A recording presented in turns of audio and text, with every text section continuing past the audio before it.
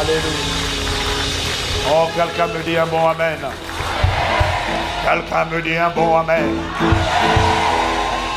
Normalement, tu devrais crier plus fort que moi, tu ne fais pas trop à cœur. Quelqu'un me dit un bon amen.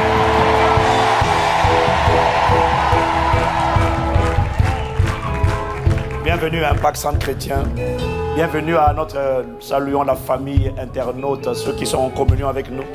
À travers Internet, vous êtes connectés à la bonne fréquence, vous êtes la bonne personne, au bon moment, au bon endroit, dans la bonne époque, dans la bonne saison. Et nous sommes honorés et privilégiés. Qui est content d'être là? Qui est content d'être connecté en direct? Voilà. Nous sommes une famille, on est ensemble. Quelqu'un dit Amen. Dis à ton voisin qu'on les justes crient.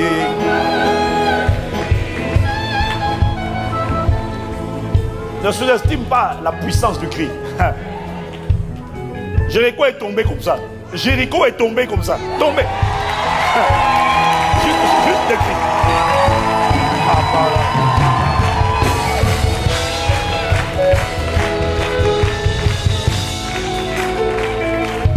C'est pour ça que quand tu vois les gens qui chantent et qui dans leur chant mettent des cris comme moi et comme beaucoup d'autres, ne dis pas il est en train de crier, non.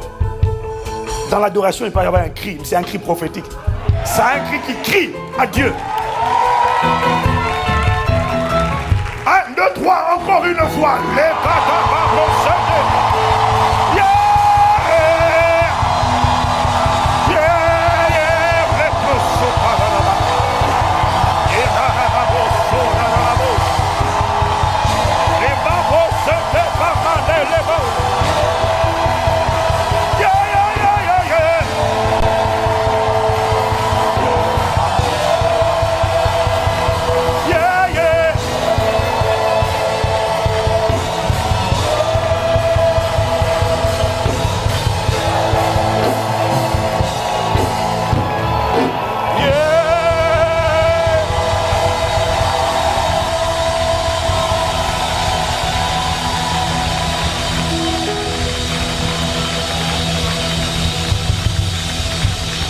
Crois que le Seigneur a entendu et crois que le Seigneur a répondu.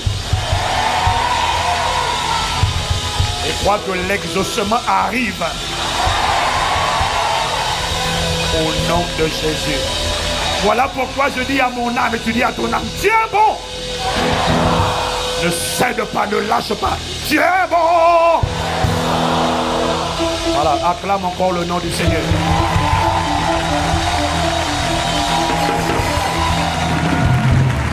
Alléluia. Quelqu'un dit Amen. Et vous asseoir dans sa présence. Alléluia. Thank you.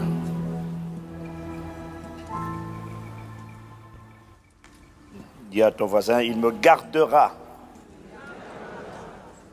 Il te gardera si tu t'accroches. Mais tu vas t'accrocher. Tu vas t'accrocher. Quelqu'un dit gloire à Dieu. Donc là, je vous amène les salutations de... La semaine dernière, nous avons inauguré le campus de Lille qui est devenu un campus officiel, Impact Centre Chrétien.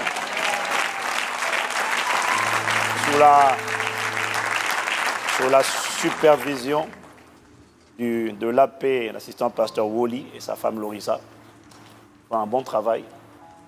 Et l'église va aller en se déployant. Et Amen. L'expansion doit te faire plaisir, c'est la volonté de Dieu. Voilà. Donc, l'expansion doit susciter de l'enthousiasme. Et je prie que ta vie se déploie également.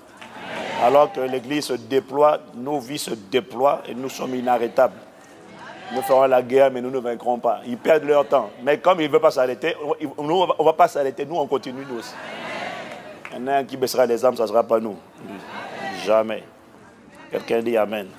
Nous combattrons le bon combat, nous achèverons la course et nous garderons la foi. Et quand nous quitterons la terre, nous irons nous reposer après avoir bien combattu. D'ailleurs, c'est quoi ce genre de troufion, de soldat bizarre qui va aller se reposer, il n'a même pas combattu? Il y a conférence qu'on voit des gens qui prennent des congés payés sans avoir travaillé.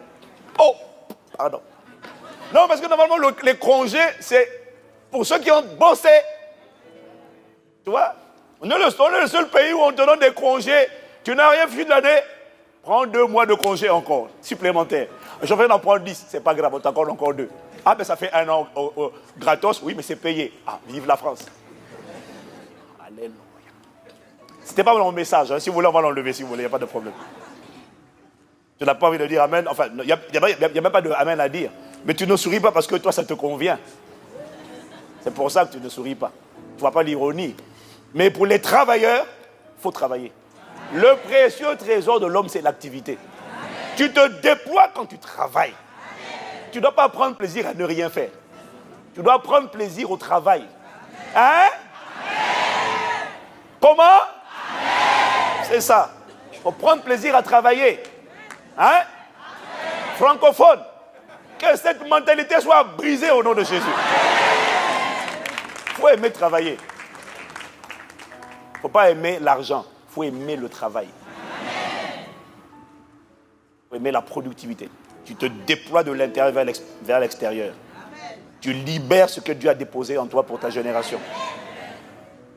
Tu fais parler tes capacités. Du coup, ta vie commence à briller et les gens voient ton éclat. Ils disent, ah, ils ne voient pas ton salaire. Ils voient ton éclat. Ils voient ta lumière. Ce n'est pas une question d'argent. C'est une question d'utilité. Tu déposes ce que Dieu a déposé, tu le déposes. Tu ne partiras pas dans la tombe avec ça. Tu le déposeras dans ton époque. Qu'importe, on t'appelle milliardaire, millionnaire ou quel que soit ce que tu gagnes, ce n'est pas ça qui compte. Même si tu gagnes 1000 euros, ce n'est pas grave. Ce qui compte, c'est de déposer le dépôt.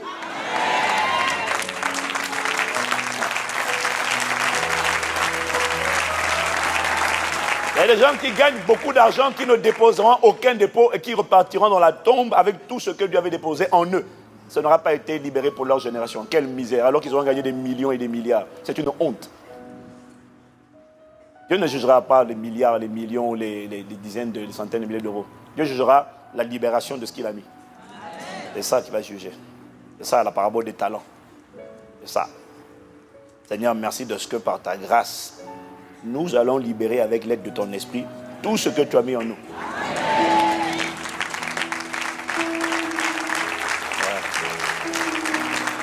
Si tu sais que c'est ton cas, que toi tu vas libérer, là tu acclames. Si tu sais que toi tu vas pas libérer, là tu ne vas pas.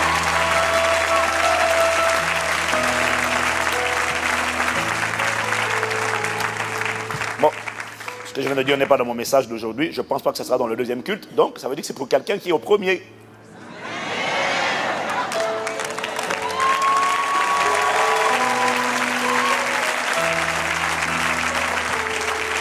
Quelqu'un me dit gloire à Dieu.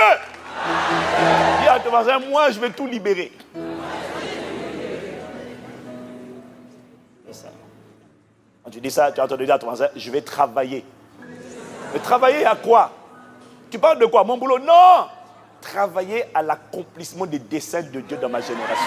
Ah! Travailler à l'accomplissement des desseins.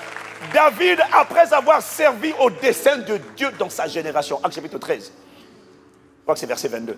Après avoir servi au dessein de Dieu dans sa génération, elle est sur l'opposé. Waouh! J'aime ça.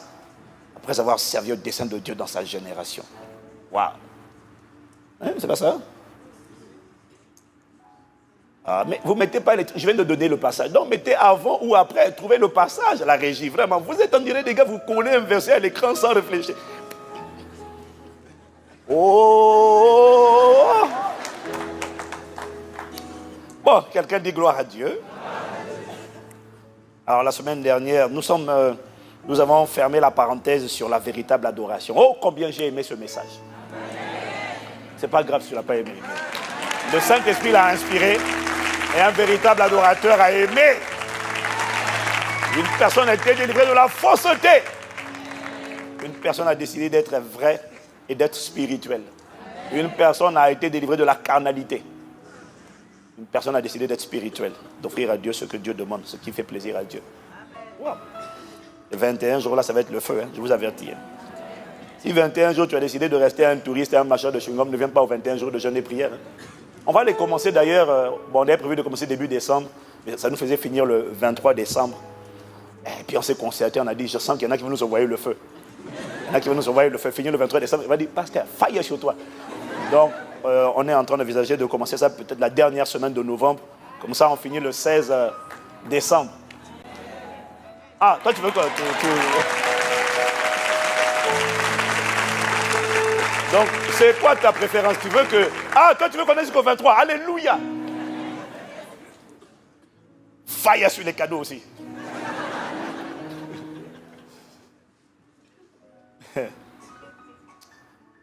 Donc, la semaine dernière, mon épouse, pasteur Maud, a parlé de comment triomphe le véritable adorateur face à la tentation. Elle a parlé de beaucoup de choses intéressantes. Elle a dit que la présence de Dieu ne fait pas fuir le diable. Quelqu'un a dit, ah bon, mais tu l'avais déjà remarqué quand même. Hein? C'est vrai, j'avais remarqué. Oui, c'est ça. Et même le jeûne et la prière ne font pas fuir le diable. Et mon impression, ma conviction d'ailleurs, c'est que je dirais même que ça l'attise, ça l'attire.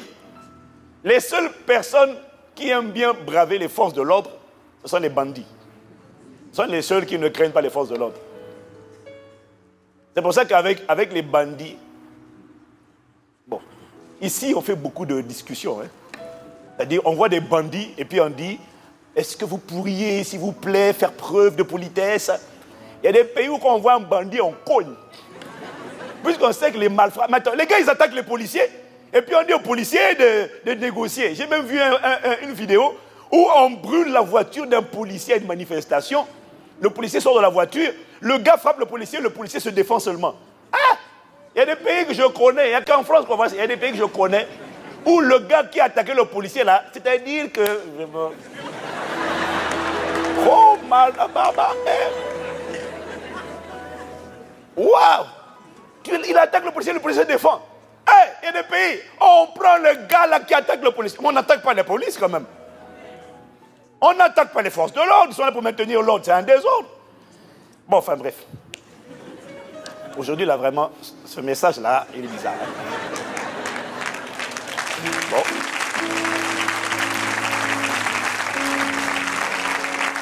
Donc, je disais qu'au contraire, il y a la présence de Dieu, et quand tu as prié et jeûné, ça ne fait pas fuir le diable. Au contraire, il dit, ah bon, tu as entendu Dieu. Bon, on va voir.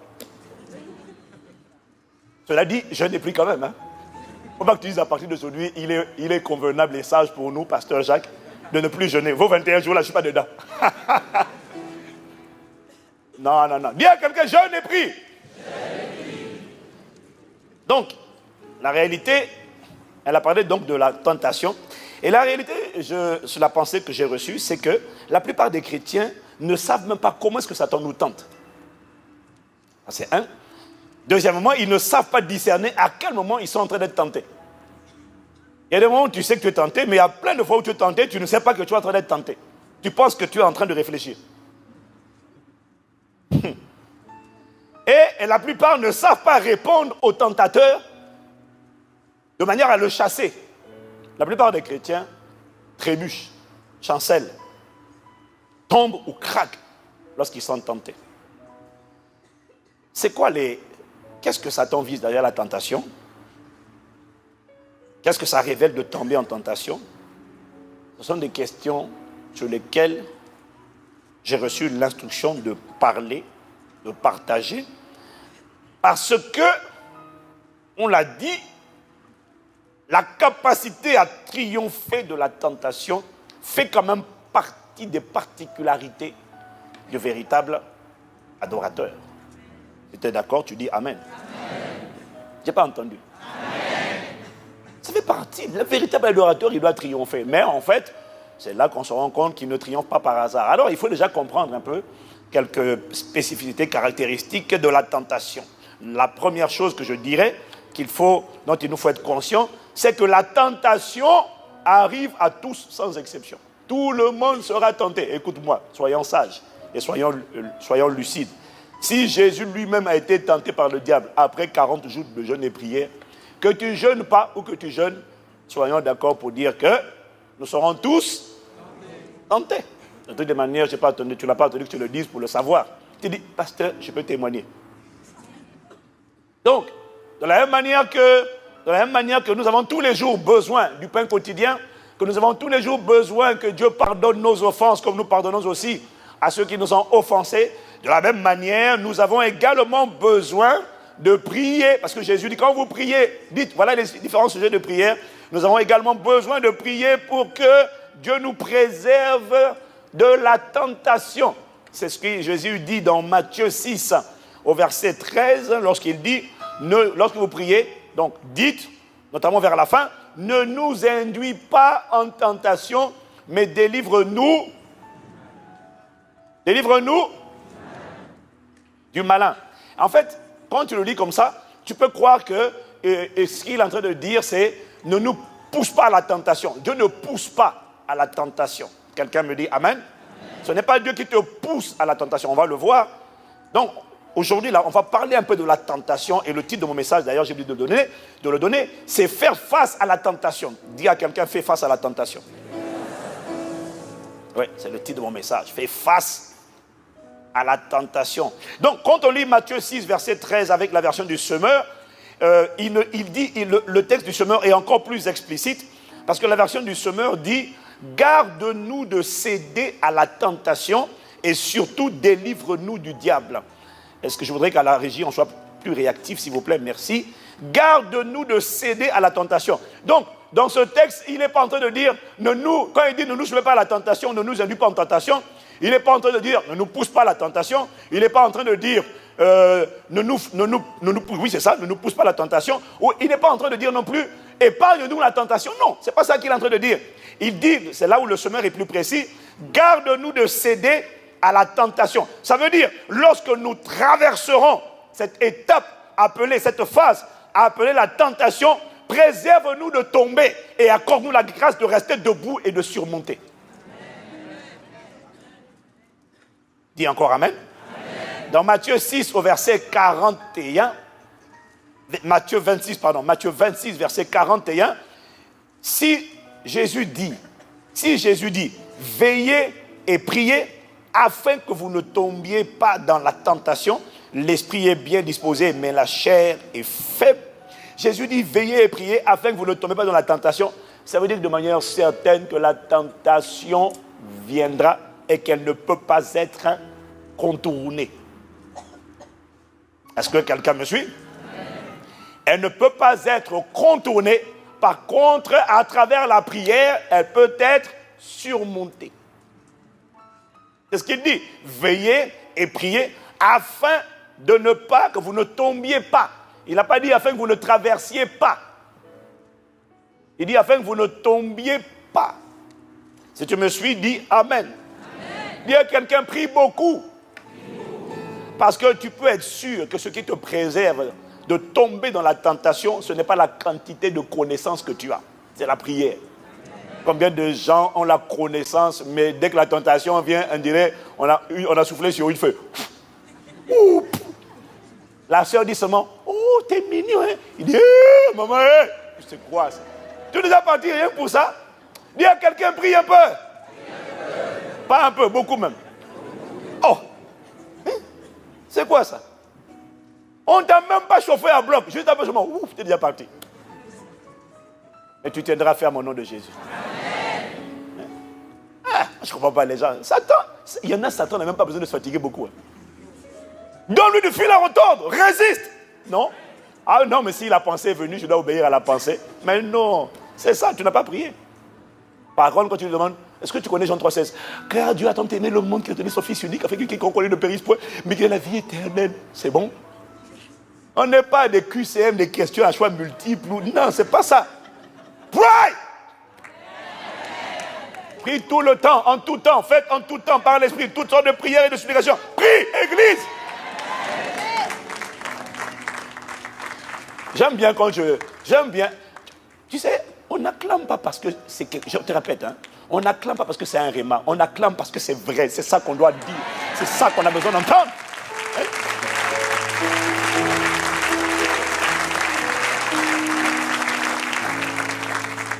Vraiment. Aujourd'hui, je marcherai dans l'amour jusqu'à la fin de mon message. Tu ne me pousseras pas à te tirer dessus.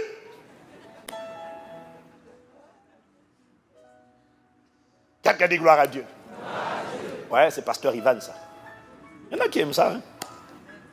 Tout le monde, les gens m'écrivent des messages. Vous dites des choses profondes, mais avec un tel humour. C'est-à-dire qu'on prend des coups, mais on rigole. Il dit, c'est ça. Parce que normalement, quand on prend des coups, on a mal. On dit, aïe, non. Ici, on prend des coups, mais on dit, aïe. Ça fait mal, pasteur Ivan. Mais bénis Dieu quand même pour moi. Bénis Dieu quand même pour moi. Voilà.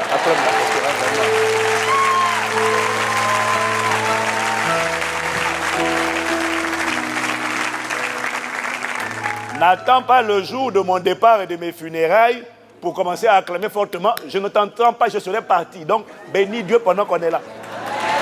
Voilà. Oui.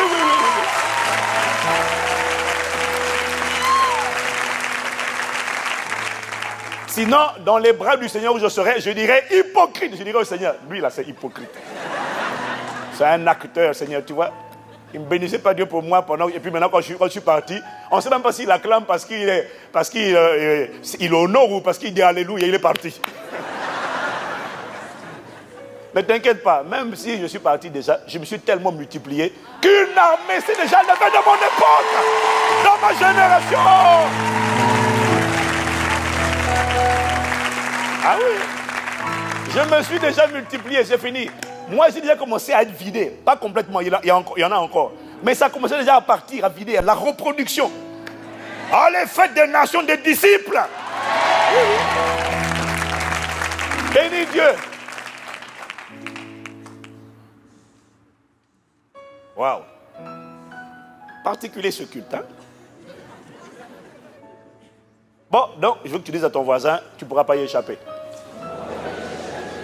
Voilà. Donc, tu permets de te préparer. La deuxième chose qu'il faut savoir à propos de la tentation, je vais aller rapide, c'est que nous ne serons pas tentés une fois, nous serons tentés plusieurs fois. Mais bon, tout ça, je sais que tu le sais déjà, mais je le dis quand même, parce que c'est ce que j'ai reçu de dire, donc je le dis. Luc chapitre 4, verset 13, après l'avoir tenté de toutes ses manières, donc il y en a déjà plusieurs, hein, il y avait déjà plusieurs manières, le diable s'éloigna de lui jusqu'à un moment favorable où il allait encore essayer de le tenter de plusieurs manières encore. Waouh! Donc tu comprends mon frère et ma soeur, on n'a pas le choix. La tentation viendra. Ça ne viendra pas une fois, ça viendra plusieurs fois. Donc tu dois te blinder. Dis Amen. Troisième point, Dieu n'est pas l'auteur de la tentation. Je sais que tu le sais. Dans Matthieu chapitre 4, au verset 3 à 4, il y en a un seul dans la Bible qui est appelé le tentateur, et c'est le diable, c'est Satan. Matthieu 4, verset 3 à 4, le tentateur s'étant approché lui dit, « Si tu es le Fils de Dieu, ordonne que ces pierres deviennent des pains. » Jésus répondit, « Il est écrit, l'homme ne vivra pas de pain seulement, mais de toute parole qui sort de la bouche de Dieu. » Quelqu'un me dit Amen? Et note, juste pour ton info, que ici le mot parole, c'est le mot réma. L'homme doit vivre des rémas. Il entend de la voix, de la bouche de Dieu, c'est-à-dire lorsque Dieu parle. Jacques chapitre 1, verset 13 à 15. Aujourd'hui, je vais te citer beaucoup de passages bibliques. Jacques chapitre 1, verset 13 à 15. Non, verset 13 plutôt, verset 13 simplement. Le verset 13 nous dit que personne, lorsqu'il est tenté, ne dise « c'est Dieu qui me tente ». Car Dieu ne peut être tenté par le mal et il ne tente lui-même personne. Donc, dis à ton voisin, n'accuse pas Dieu. Ah, le Seigneur est en train de m'envoyer une épreuve là, on dirait que une épreuve un test d'impudicité là. Non mon gars, arrête d'embrouiller le peuple. C'est toi qui insistes pour voir la soeur ou le frère. Et tu dis c'est Dieu qui t'envoie. Oh! Quand même. C'est un peu vrai quand même. Mais que personne, lorsqu'il est tenté, ne dise c'est Dieu qui me tente, car Dieu ne peut être tenté par le mal. Comment Satan s'y prend pour tenter? Ou comment il fait pour tenter? Il tente à travers les besoins que nous avons.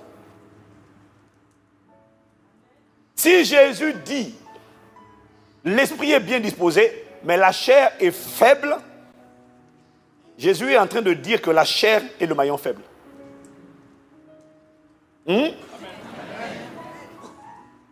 Il est en train de dire la chair et le maillon. C'est pour ça qu'il dit veillez et priez. Afin que vous ne tombiez pas en tentation. L'esprit, lui, il n'y a pas de problème, mais la chair est faible. Donc, il est en train de dire, la chair et le maillon faible, veillez et priez. Mais avant de prier, veillez. Ça veut dire, monte la garde autour de la chair. Monte la garde autour de tes 5 sens. Ça veut dire, attention à ce que tu regardes. Attention à ce que tu entends. Attention à ce que tu touches. Attention à ce que tu respires. Attention à ce que tu goûtes. Veille. Monte la garde. Autour de tes 5 sens, monte la garde. Ne laisse pas tes yeux regarder n'importe quoi. Veille. Ne laisse pas tes oreilles entendre n'importe quoi. Veille. Pourquoi? Parce que Satan passe par ta chair. C'est le maillon faible. C'est la 5e colonne. C'est l'allié, le traître, la taupe, l'agent infiltré qui travaille pour le compte du gouvernement ennemi. Si tu me suis, dis je te suis. Je n'ai pas entendu. Donc, parce que la Bible nous dit que Jésus, après avoir jeûné 40 jours, il eut faim. Et c'est là que le tentateur est venu. Si Dieu, le Fils de Dieu, ordonne que cette pierre devienne du pain. Mais la faim, c'était un besoin, ce n'était pas un désir, c'était un besoin. Or, la vérité, c'est qu'on a tous des besoins. Mais il faut quand même discerner que derrière les besoins que tu as, le tentateur va venir. D'ailleurs, un simple besoin naturel, il va... C'est-à-dire, le gars, c'est un opportuniste qui enquête d'opportunités. Il cherche partout où il peut prendre, il essaie de prendre. Pourquoi? Il essaie de te faire chuter. Dis, il échoua au nom de Jésus. Donc, il s'appuie sur les besoins. Deuxièmement, il s'appuie sur les vifs désirs ou encore les convoitises. Jacques toujours, chapitre 1, verset 14 jusqu'au verset 15. Jacques 1, verset 14 à 15. Mais chacun est tenté. Mais chacun est tenté quand il est attiré et amorcé par sa propre convoitise. Le mot grec ici de propre convoitise, ça signifie un désir vif et passionné, interdit. C'est-à-dire que ce n'est même pas dans la volonté de Dieu. Ce n'est pas ce que Dieu désire. Mais toi, tu désires. Dieu ne t'a pas dit que ça, c'est indispensable. Il t'a dit, moi, je veux ça. Si je n'ai pas ça, je ne suis pas content. Donc, pour tenter, il s'appuie sur les besoins. Il s'appuie sur la convoitise, les désirs. Il dit, mais chacun est tenté quand il est attiré et amorcé par sa propre convoitise, puis la convoitise, lorsqu'elle a conçu, enfante le péché, et le péché étant consommé, produit la mort. Donc, en gros, si tu ne veux pas être tenté, il ne faut pas avoir de besoin, il ne faut pas avoir de désir vif et passionné. Et comme ça, en gros, il ne faut pas être un être humain. Et comme tu as décidé de rester être humain, alors tu comprends que tu ne pourras pas éviter la tentation, mais tu vas devoir comprendre comment surmonter toutes les tentations. Dis, c'est possible. Nous allons surmonter toutes les tentations parce que nous sommes les véritables adorateurs. Il faut arrêter de croire qu'on est obligé de tomber. Ce n'est pas vrai. Si Jésus dit veiller et prier avant de ne pas tomber, ça veut dire qu'on peut ne pas tomber. Hein?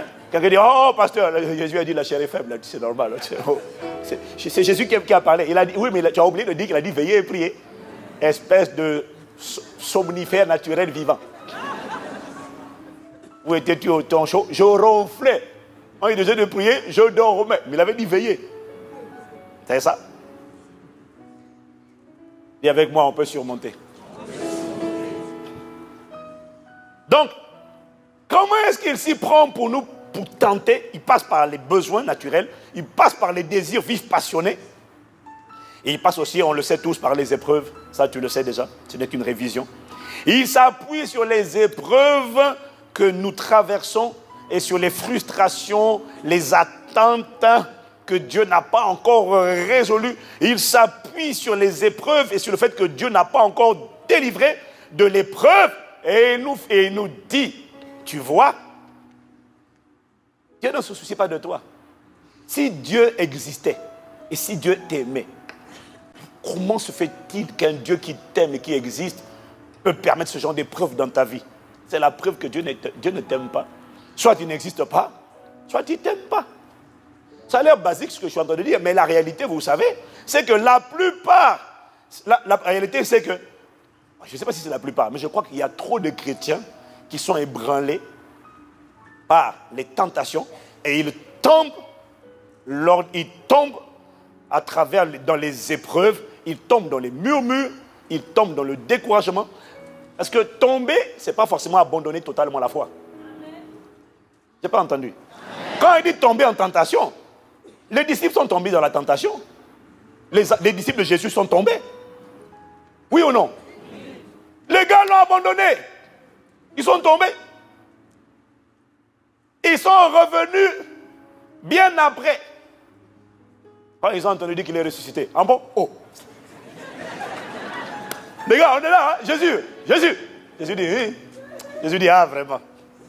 Ok. Mais ils sont tombés. Ils avaient abandonné. Pierre était reparti à la pêche. Donc, tomber, ça ne veut pas dire rétrograder. Quoique ça peut vouloir dire rétrograder. Mais on ne tombe pas seulement en rétrogradant. On tombe lorsqu'on murmure. On tombe lorsqu'on se plaint. Se plaindre, c'est tomber. Ah oui. Murmurer, critiquer Dieu, accuser Dieu. Il y a plusieurs manières de tomber. Mais nous ne tomberons plus au nom de Jésus. Sa main nous tiendra. Se décourager. Jeter l'éponge, c'est tomber.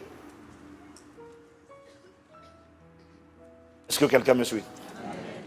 Donc je disais que le diable s'appuie sur les épreuves que nous traversons pour nous faire dire, mais tu vois, si Dieu existe, pourquoi il permet ça pour toi? Non! Dieu ne t'aime pas, Dieu t'a oublié. Et c'est pour ça, et je disais que la plupart des chrétiens donc, sont ébranlés et ils tombent. Pourquoi? Parce que, en fait, la plupart des chrétiens ne se sont pas préparés à vivre des persécutions, des tribulations. La plupart des chrétiens ne sont pas préparés à vivre des persécutions, des épreuves causées par leur foi. Non, la plupart ne sont pas préparés. Est-ce que quelqu'un me suit? Je vous explique. Tout le monde a des épreuves. Si c'est vrai, dis aïe. Tous les êtres humains ont des épreuves. Mais la particularité des chrétiens nés de nouveau, c'est qu'ils auront en plus des épreuves réservées à tous les êtres humains.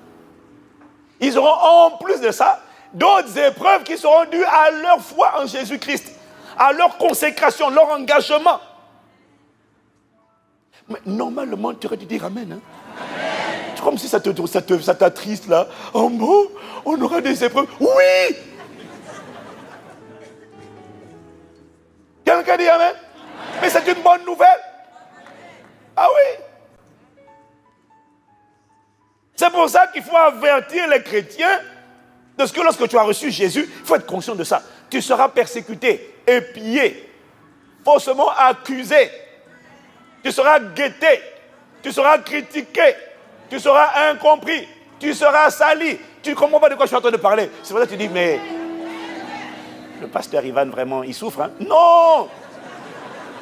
C'est normalement le partage de tout enfant de Dieu qui a sérieusement reçu Jésus et qui marche avec Jésus.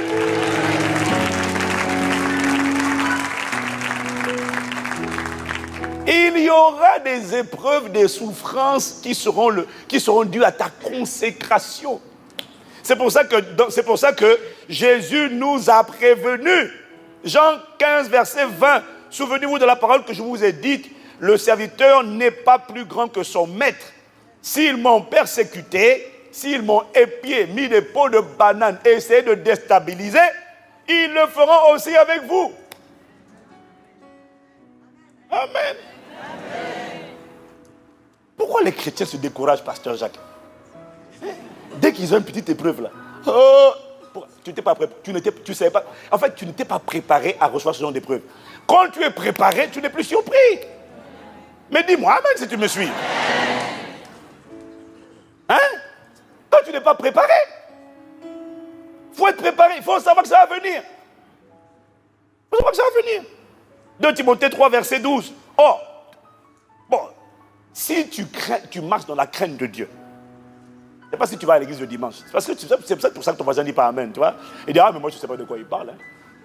Non, mais c'est parce que toi tu es un Sunday believer. Tu vas à l'église dimanche, c'est tout. Mais ma Bible dit, ceux qui veulent vivre pieusement, c'est-à-dire dans la crainte de Dieu, eux là, ils seront persécutés, ils seront incompris, ils seront critiqués. On va leur dire, vous en faites trop. On va leur dire, vous êtes bizarres, vous n'êtes pas normaux, vous n'êtes pas comme nous. On va leur mettre des pots de banane. Ah oui, mon message, je l'avoue, ne t'excite pas, mais moi, il me fait du bien. Parce qu'il me reparle de mon histoire. C'est mon histoire. Ah oui, là c'est mon histoire. C'est là, mon chant. Toi, tu me dis, mais en bon, il vit tout ça. C'est biblique, c'est normal de passer par là. Tu dois t'interroger si tu n'es pas persécuté. C'est là que tu dois te poser des questions. Si je ne suis pas incompris, je ne suis pas pointé du doigt, on ne me trouve pas bizarre, c'est bizarre. C'est bizarre de ne pas être trouvé bizarre. Mais si les incroyants te trouvent comme eux, alors là, ça veut dire que toi, tu es un collabo. Tu n'es pas un disciple de Jésus, tu es un collabo. Oh, alléluia. Matthieu 5, versets 11 à 12. 2 témoins auraient suffi, mais je t'en prends plusieurs pour te montrer que c'est le normal quand on a accepté Jésus. Matthieu 5, 11 à 12. Heureux serez-vous lorsqu'on vous outragera. On t'a déjà outragé, toi? Hein? On t'a outragé?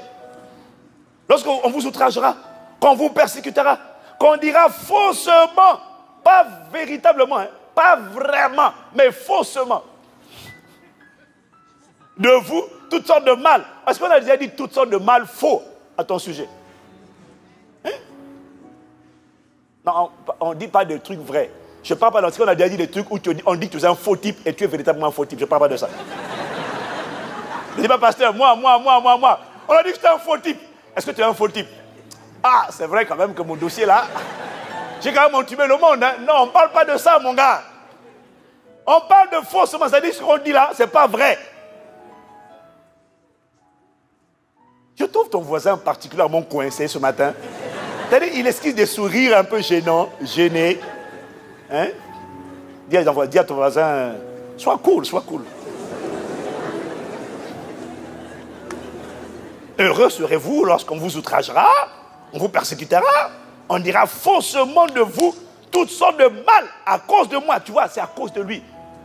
C'est pas à cause de toi, c'est à cause de lui en toi qu'on doit te persécuter. J'essaie de te préparer pour que tu ne dises pas pourquoi Jésus permet ça à mon sujet. Ça va arriver. Sois à l'aise et souriant, ça va arriver. Sois content et bénis Dieu, c'est un privilège, ça va venir. Oh! Les gens n'aiment pas ça. Non mais parle-moi d'autre chose. Tu es en train de me faire peur là. Tu essaies de m'effrayer ou quoi? Ça va venir. Ça va venir. Tu seras persécuté. En bon, oui. On va te prendre comme si... Non, il y en a vraiment parmi vous qui ont le visage vraiment serré. Hein. Je vous assure, je vois les visages là. Sommes-nous obligés d'en arriver là? Sommes-nous obligés d'en arriver là? Il doit y avoir un autre moyen. Il n'y a pas d'autre moyen. Ceux qui veulent vivre pieusement en Jésus-Christ seront persécutés, incompris, harcelés, pourchassés, ciblés, épiés, guettés, calomniés, critiqués. Pourquoi? À cause de lui. Parce que tu as décidé de le suivre. On va te dire, suis-nous. Tu dis non, moi je le suis lui. Je suis Jésus. Suis-nous, je suis Jésus. Je suis Jésus. Ah bon?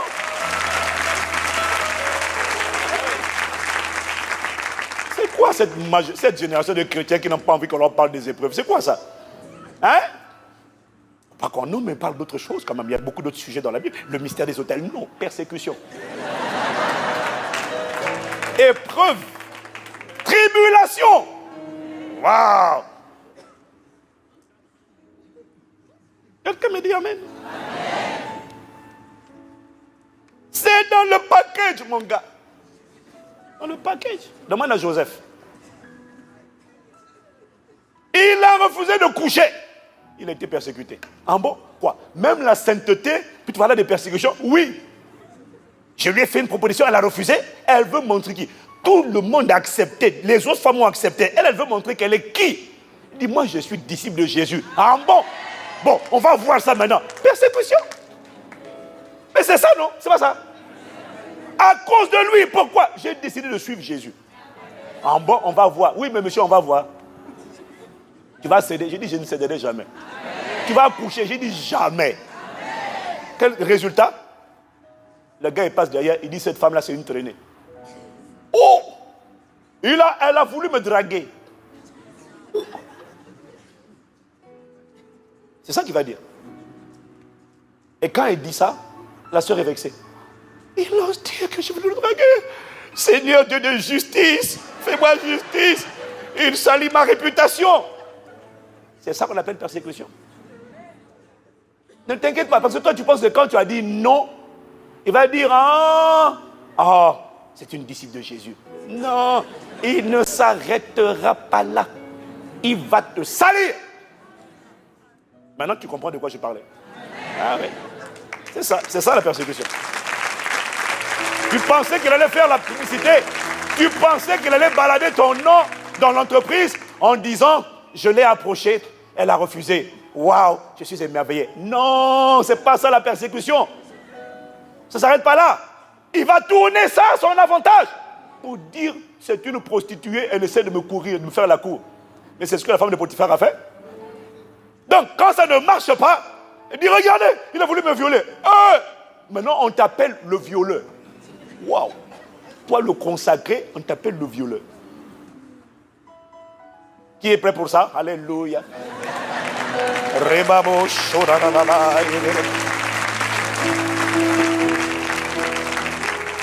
Il n'y a pas d'onction à recevoir pour ça. C'est pas le même que tu fasses une prière pour que tu reçoives ça. Ça va venir déjà. D'abord, c'est déjà venu. Et ça va venir. Plus tu t'avanceras, plus ça viendra. Plus tu vas énerver l'enfer, plus l'enfer va susciter, va provoquer des fausses accusations. Dis Amen. Amen. Pourquoi ça ébranle les gens? Parce qu'ils n'étaient pas prêts. Ça les affecte parce qu'ils n'étaient pas prêts. C'est de ça qu'il parle. Oui, ma soeur, mon frère. Pasteur Ivan, comment tu es pour danser? C'est parce que j'ai compris. C'est dans le package. Et j'ai été préparé à ça. C'est pour ça que tu montes, que tu descends. Que tu dises apôtre de Satan. Violeur. Oh, non, violeur quand même, c'est grave. Mais même si tu dis, mais ça m'était calme. Mais tu n'as pas idée de comment je m'en désintéresse, mais totalement.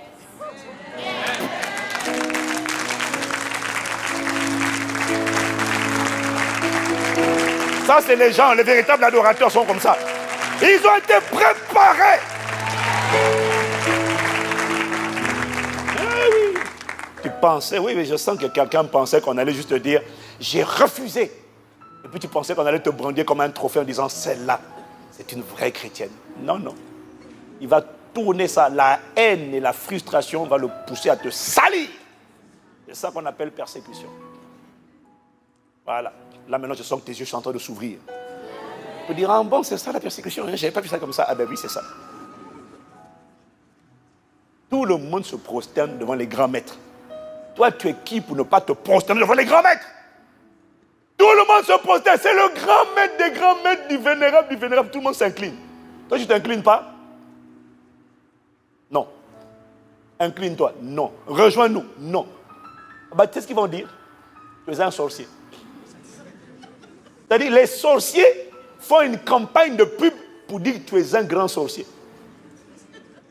Et les népios naïfs chrétiens, quand ils entendent ça, ils disent, ah, oh, c'est un sorcier? Oh, on croyait que c'est un adorateur. On les a eus. Dès que tu as pensé ça, fais tomber dans la tentation. Tu n'as pas abandonné la foi, mais tu es tombé dans la tentation parce que tu as été emmené à transgresser la loi de l'honneur. Les gens que tu dois honorer, tu viens de les salir dans ton cœur. Tu es tombé, tu as chuté, tu as chuté.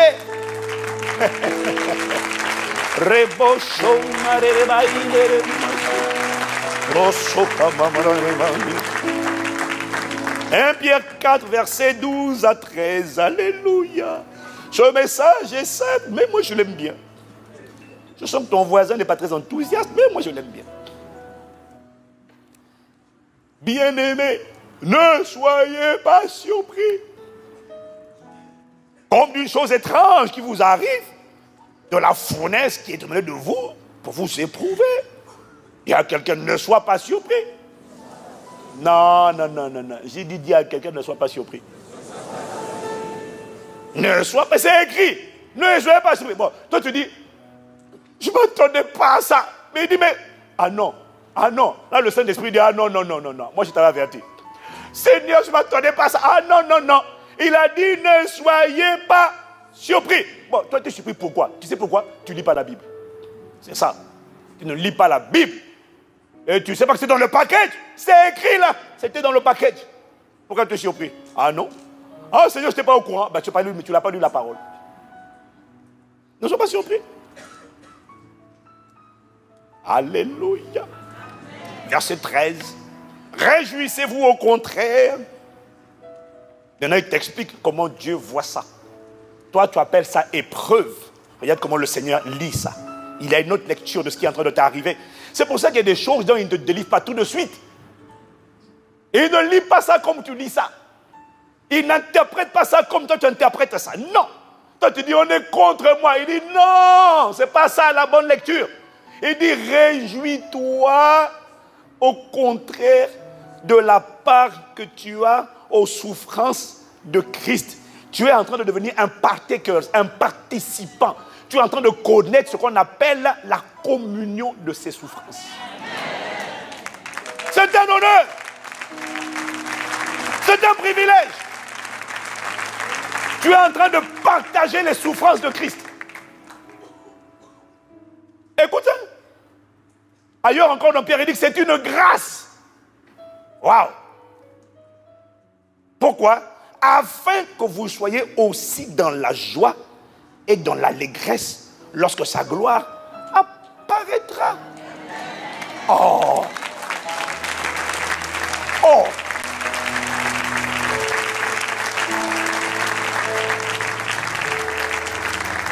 Bon, tu comprends pas les gens qui sont heureux. Le chef de l'État a été élu. Toi, tu es heureux pourquoi? Les gens qui sont heureux, les plus heureux de la victoire du chef de l'État, tu sais c'est qui? Ce sont ses partisans. Ceux qui ont streamé. Ceux qui ont souffert avec lui. Ceux qui ont été salis pendant qu'il était sali. Salis parce qu'ils ont travaillé autour de lui. Parce qu'ils ont fait campagne pour lui. Quand il est élu, eux ils sont contents. Le reste du peuple là, il est content pour rien. Tu sais pourquoi? Il ne sera pas nommé. On a gagné. Tu as gagné quoi? Tu n'as pas de portefeuille, tu n'as pas de titre, tu n'as pas de ministère, tu n'as pas de direction. Tu n'es rien. Tu étais employé, tu restes employé, broke down là où tu étais. Le chef a été promu, sa garde rapprochée commence à se partager les portefeuilles. Personne ne t'a appelé pour te demander, toi on te confie quel portefeuille? Bon, dis-moi, tu es content de quoi?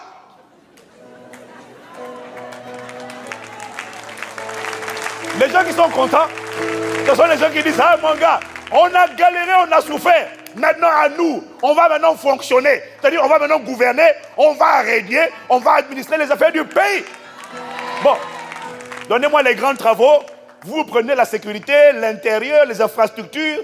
Bon, la culture, c'est pas clair. Hein? Ministère de la culture, c'est pas clair. Ministère de la famille, mon gars, là, on voit pas clair dedans là. Mais quand tu dis ministère des mines, ministère des mines, là-bas il y a les minerais en Afrique, je prends. C'est comme ça. Bon, toi tu prends la mairie, toi tu prends la députation, toi. Mais c'est comme ça, ceux-là là, qui ont transpiré avec lui, qui ont porté, qui ont enduré. Eux, c'est normal, mais toi tu te réjouis de quoi? Hein?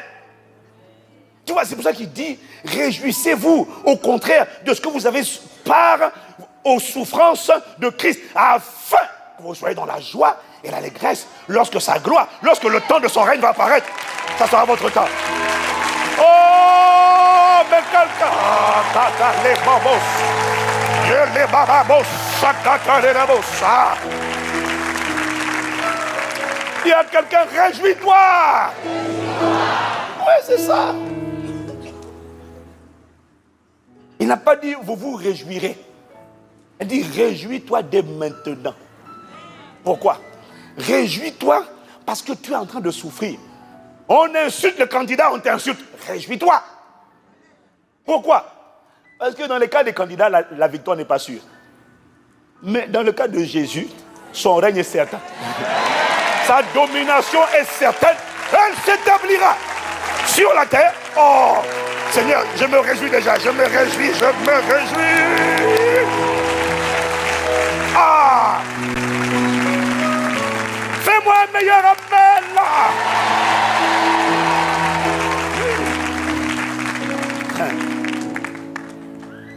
Cette parole me fait du bien à moi-même. Elle me fait du bien. Elle ne me console pas. Elle me fait du bien. Elle m'explique que je suis au bon endroit et je fais le bon travail. Plus on me critique, plus je dis, ah, ça, on est dans le bon, on est dans le bon. On est dans le véritable. Jésus n'a jamais promis que marcher avec lui ressemblerait à un long fleuve tranquille. Jamais il a dit ça. Ça, on n'a pas la même Bible, mon gars. On n'a pas la même Bible. Je ne sais pas où tu as vu ça. Toi, tu dis, mais on me dit que si tu viens à Jésus, ce sera la paix, le bonheur et la joie. Oui, la paix, le bonheur et la joie dans le cœur. Oui. C'est dans le cœur. On n'a pas dit que les gens seront en paix avec toi. Ça, c'est pas vrai. Non. Tu sais que Isaac a été persécuté. C'était la famine. Tout le monde galérait. Tout le monde ramait. Isaac a semé. Les gars, ils n'ont pas semé. Ils n'ont pas voulu mettre Dieu à l'épreuve. Ils étaient dans la galère. Isaac sème.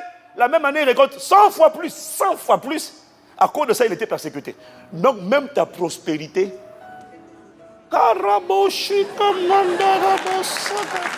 Hein? Oui. Non, mais là, maintenant, ils vont être contents. Tu te dis, ils vont être contents. Ils vont voir que quand même Dieu m'a béni. Mon gars. Hier, tu étais un simple manœuvre. Je parlais avec le pasteur Yves. Il y a des gens autour de lui qui ont fait le voyage en France. Ils étaient des simples manœuvres. Tout le monde voyait juste les portiers, les machins. Le jour où ils ont voyagé en France, tous les gens ont commencé à les détester. Les gens, c'est-à-dire que les gens ont la mentalité des crabes. C'est-à-dire qu'ils sont à l'aise tant que tu es down, broke, démantelé avec eux et en eux, et avec eux et pour eux. Dès que toi tu sors du lot, toi aussi tu es devenu un des leurs. Toi aussi tu côtoies leur secte là-bas, ICC là, c'est ça. Il dit mais je pensais que ils ne vont pas se réjouir. Écoute-moi, tu seras persécuté.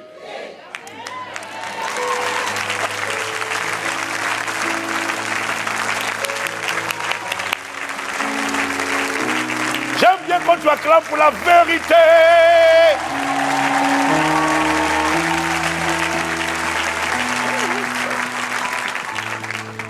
Dis à quelqu'un, get ready, get ready, get ready. Ça veut dire prépare-toi.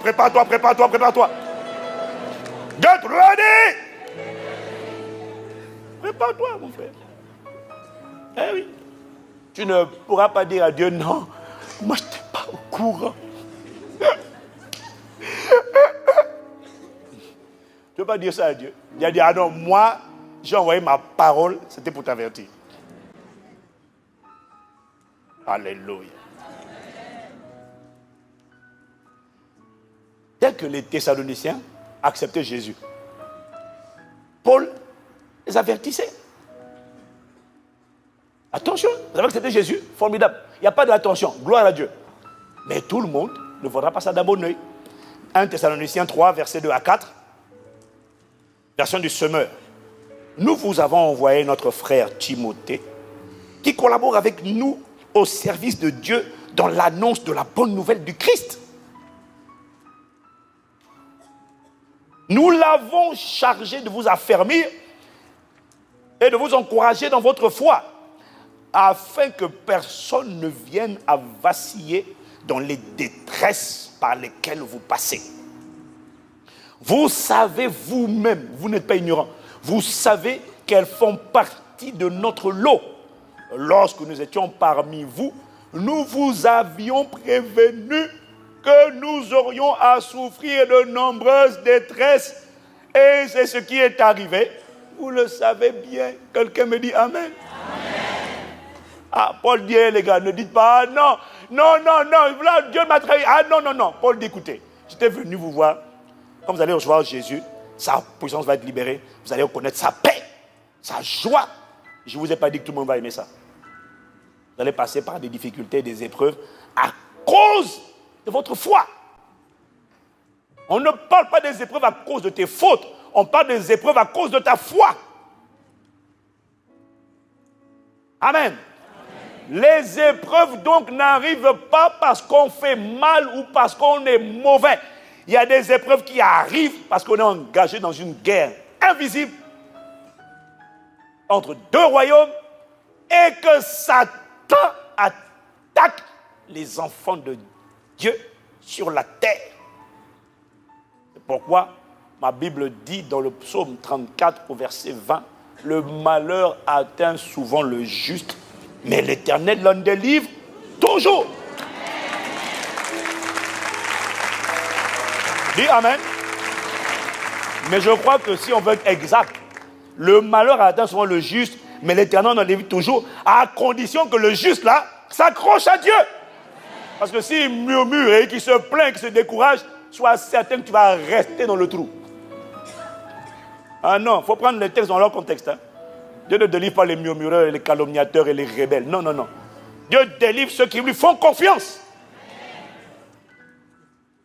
Donc, mon frère, ma soeur, il faut arrêter de conjuguer l'amour de Dieu en fonction de ce qui nous arrive. Il faut commencer à conjuguer l'amour de Dieu, non pas en fonction de ce qui t'arrive, mais en fonction de ce que Dieu a fait. Car Dieu a tant aimé le monde qu'il a donné. Il faut conjuguer l'amour de Dieu, non pas en fonction de ce qui t'arrive, mais en fonction de ce qu'il a donné. Dieu le Fils, le Père a donné le Fils, afin que quiconque croit en lui ne périsse point, mais qu'il ait la vie éternelle. Décide de conjuguer l'amour de Dieu en fonction de ce que Dieu a déjà fait. Pas en fonction des circonstances que tu es en train de vivre et de traverser.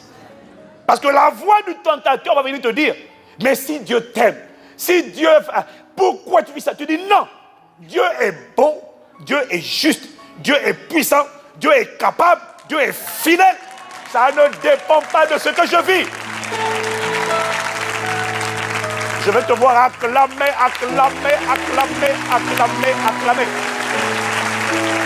Parce que c'est ça la vérité. Voilà pourquoi il dit, quand je traverse la vallée de l'homme de la mort, je ne crains qu'un mal, car tu es avec moi. Il n'a pas dit que tu ne traverseras pas la vallée. Il a dit, quand tu traverseras les grandes eaux, tu ne te noieras pas. Il n'a pas dit que tu ne vas pas les traverser. Il a dit, tu ne te noieras pas. Quand tu passeras par le feu ne te brûlera pas. Il n'a pas dit que tu échapperas au feu. Tu traverseras le feu, mais tu ne brûleras pas dans le feu. Tu ne resteras pas dans le feu. Tu ne mourras pas dans le feu. Tu traverses au nom de Jésus. Nous traversons au nom de Jésus. Les véritables adorateurs ne meurent pas dans le feu. Les véritables adorateurs triomphent de la tentation. Ce n'est pas fini, mais je vais m'arrêter là. Merci Seigneur pour cette parole. Elle m'a fait du bien. En fait, elle venait de toi, elle m'a fait du bien. Franchement, vraiment, je ne sais pas, quelqu'un a envie d'acclamer Dieu là.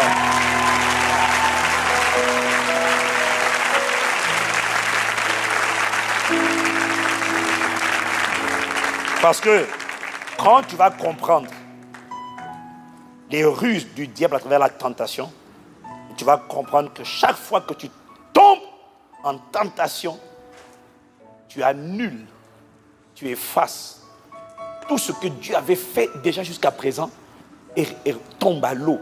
On recommence à zéro. Voilà pourquoi c'est important de comprendre et d'apprendre à traverser sans tomber, en surmontant. Incline la tête avec moi. Oh, il n'a pas dit que tu n'auras pas d'épreuve. Il n'a pas dit ça. Non. Il a dit, vous aurez beaucoup de tribulations dans le monde. Mais prenez courage.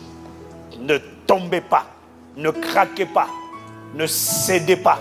Ne jetez pas l'éponge. N'abandonnez pas. Tiens bon. Help is on the way. Tiens bon. Karababo sode de babako sobreke. Imadadama. Tiens bon. Paradema bosso de dema. Imadedema bossa. Tiens bon. Ah. Espère en l'Éternel. Toi, mon âme, ne t'accable pas. Tiens bon. Lorsque tu traverses la vallée de l'ombre de la mort, il est avec toi. Dans cette maladie, elle n'est pas pour la mort ou pour la confusion. Le véritable adorateur tient bon et il ne cède pas. Et il refuse les voix qui lui disent: est-ce que tu es sûr que Dieu guérit? Est-ce que tu es sûr que Dieu libère?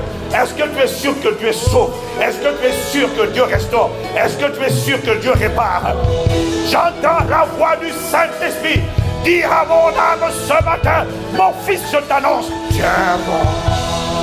Tu ne craques pas, tu ne cèdes pas.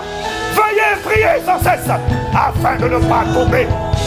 Je déclare et je décrète que là où tu étais tombé, la main du Seigneur vient te relever ce matin. Tu ne demandes pardon à Dieu d'avoir craqué. Si tu as craqué, c'est parce que tu n'étais pas préparé.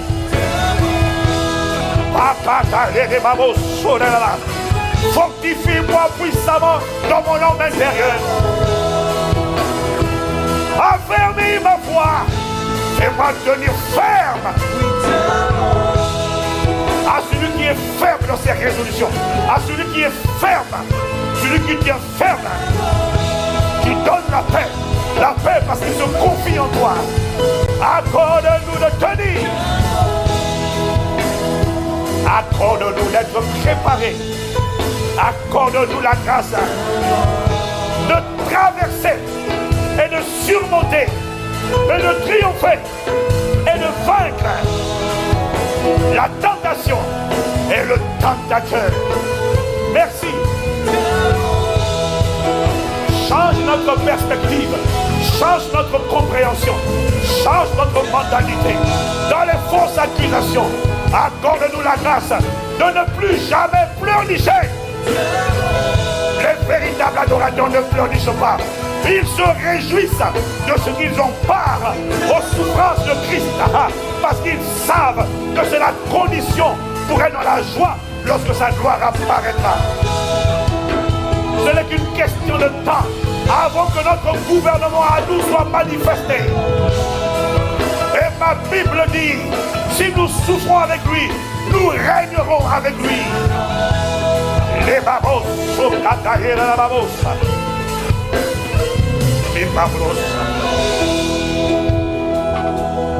babosa. C'est la parole qui est la vérité. Alors nous te demandons, accorde-nous la grâce. La meilleure manière de faire face à la tentation et de la traverser, la meilleure manière de traverser les épreuves, c'est de savoir qu'elles vont arriver. Et je parle de ces épreuves qui ne viennent pas tous les hommes, mais qui viendront à cause de ta foi. Parce que tu as refusé de coucher, parce que tu as refusé de te prosterner, parce que tu as choisi d'appliquer d'autres principes pour prospérer. Tu seras persécuté, mais tiens bon. Nous te rendons grâce, nous te rendons honneur, nous te rendons louange, nous te rendons grâce, parce que c'est une grâce de souffrir injustement à cause de notre choix de suivre Jésus, d'honorer Jésus, d'obéir à Jésus. Alors à partir d'aujourd'hui, ne nous laisse plus pleurnicher et pleurer là où nous avions la mentalité de pleurer et de pleurnicher. Accorde-nous la grâce de relever la tête et de nous réjouir. Parce que pour toi, Père, ce n'est pas une punition, c'est une grâce que tu nous accordes de souffrir. Ainsi nous pourrons dire, je connais Christ. Et quand quelqu'un demandera, comment peux-tu dire que tu le connais? Tu es sûr que tu connais? Tu diras oui. Maintenant je peux te dire que je connais Christ. Comment dis-tu que tu le connais? Tu leur répondras comme Paul a dit, que je connaisse Christ. Je connaissais la puissance de sa résurrection. Et je connais aussi la communion de ses souffrances. Il a été persécuté, épié, harcelé, observé, guetté, sali, accusé. Je sais ce que c'est que la communion de ses souffrances. Quand tu connaîtras ça, tu pourras dire aux gens, je connais Jésus, je connais Christ. On ne parle pas de connaître un verset, on ne parle pas de connaître ICC, on parle de connaître Christ. Quoi que je te connaisse, j'accepte de te connaître. Et je demande la grâce, l'honneur et le privilège de te connaître. Alors mon âme, tiens bon, ne baisse pas les bras, ne pleurniche pas, ne t'apitoie pas, bénis le Seigneur. Exalte son nom. À celui qui nous a établis roi et sacrificateur, avec qui nous régnerons au siècle et des siècles. À Jésus notre roi, soit louange, honneur et gloire. Alléluia. Merci pour la grâce d'être persécuté à cause de toi. C'est un honneur, c'est un privilège que tu accordes aux véritables adorateurs. Ouais. Béni soit-tu. Merci d'ouvrir nos yeux. Merci de nous faire mûrir. Parce que, vois-tu, la plupart, la très grande majorité des chefs d'État, une fois qu'ils ont été élus sur le plan naturel, ne mettent pas avec eux au pouvoir quelqu'un qui n'a pas souffert avec eux. Ce sont les gouvernements terrestres qui font ça juste pour faire du politiquement correct, gouvernement d'une unité nationale. Mais en réalité, on ne met pas au gouvernement quelqu'un qui n'a pas enduré. Non. Parce que tu auras enduré et que j'aurai enduré. Tu es qualifié, je suis qualifié pour régner avec lui au siècle des siècles. Vois-le, en espérance, réjouis-toi et acclame, acclame, acclame, acclame, acclame, acclame, acclame, acclame.